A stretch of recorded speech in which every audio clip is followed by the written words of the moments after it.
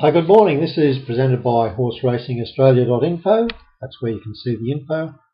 On the front page, I just wanted to draw your attention to Professional Punter's Diary. It's updated virtually every day with information. Like yesterday, we had a wonderful day with 5 winners from the first 7 races. A great day. Okay, so that's just where we are. There's the home page. Here's the link to the online store. And if you go to the online bookshop, you'll find directions from there on racing seminars, books, software, and so on. Okay, but enough of the advertising. Let's get on with why we're here. And we've got another great weekend with group races, both in Sydney and Melbourne, and it looks like the track conditions are going to be quite ideal for both venues. Okay, looking at Flemington Race 7, and once again we're looking at the GTX program which we use for our ratings. And I'll point out in this race over 1600, it's the Maccabee Diver Stakes. And you can see here in this other column, we've got a whole lot of penalties here for horses. So I thought we'd investigate a couple of these to see the reasons why we put penalties on, and also whether we should reverse any. Okay, now looking at Weary's on top, was a bit unlucky last start because it did miss the start and managed to finish 4th. Boban won the race and no doubt is ready to perform again. Let's go on to Happy Trails now, and why has it got a 20-point penalty? Okay, if we're looking here, we're finding it's only got a 13% strike rate. At 8-year-old, it is getting on now. Only 7 winners from 52 races, but those have been great winners. For example, last year won the McKinnon Stakes. And going back to October 13, it did the same again. However, if we look at the most recent runs, we can see here that the win form rating for those runs has been 28 in April, 24 in April, 25 when resuming, and 36 behind Boban last start. So nowhere near the peak of where it was up to last 2 preparations ago, or this time last year, 60, 70, 60, and earlier this season was a 65 and then a 77.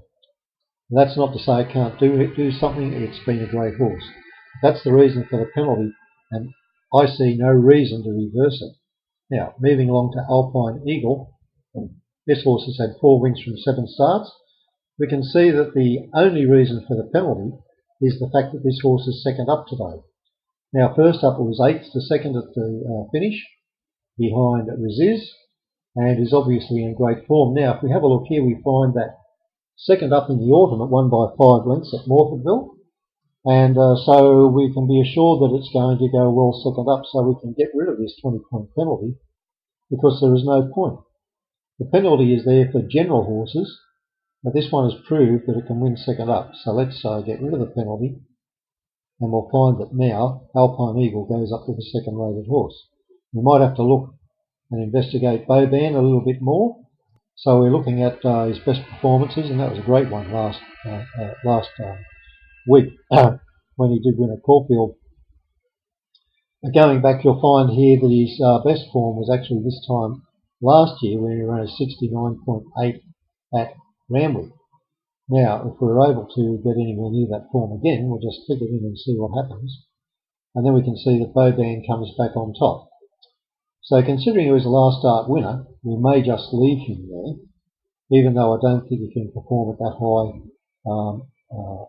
net rating again. We're looking at some of the other horses. We've got Orson Rock. Now that horse is also second up, but we have a look here. It only did a 49.7 second up last time. So we can nominate that particular run and we can take that penalty off now, so that the horse is now rated on what it did second up in the last preparation.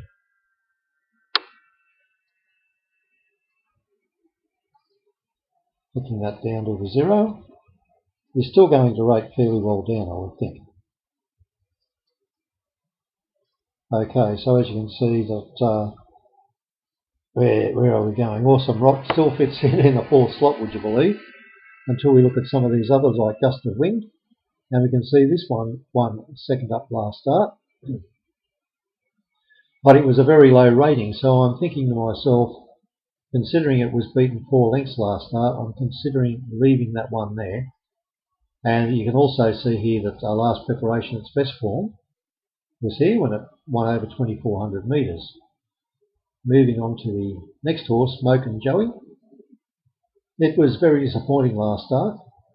It has a 20-point penalty because it hasn't had a run for 26 days. Looking there though, after 42 days it was able to win. So we might actually use that particular run. So alright, it was able to run over that time. Let's take away the penalty and see where that lands us. It probably won't be all that great. And plus on top of that, you've got to understand that this is now an 8-year-old. So this is how we go through piece by piece and finding the various horses and deciding what we're going to do about it. Now here's Magic Cool.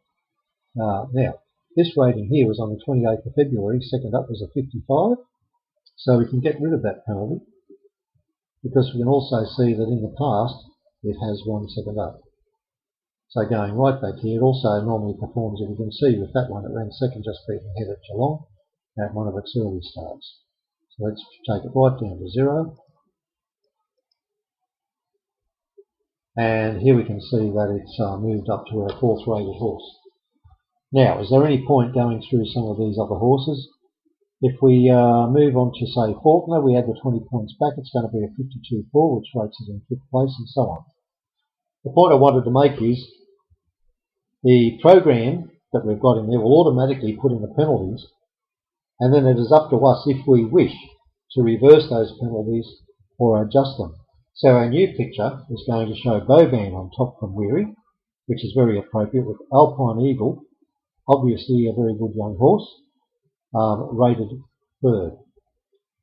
I do wish you good luck. Thanks for watching.